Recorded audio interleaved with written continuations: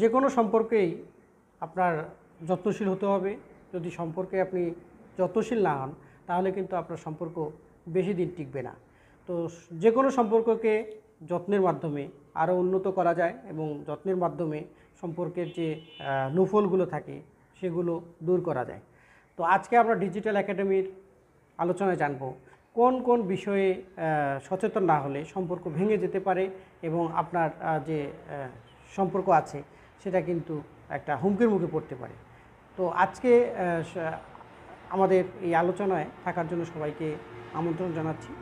তো প্রথমেই আমাদেরকে দেখতে হবে যে আমরা যে কোনো সম্পর্কে আমরা বিশ্বাসী কিনা, অর্থাৎ আমাদের মধ্যে যদি সেই যে কোনো সম্পর্কে আমরা যদি বিশ্বাসী না হই, বিশ্বস্ত না হই, তাহলে কিন্তু আমাদের সেই সম্পর্ক কিন্তু ততটা মজবুত হবে না এবং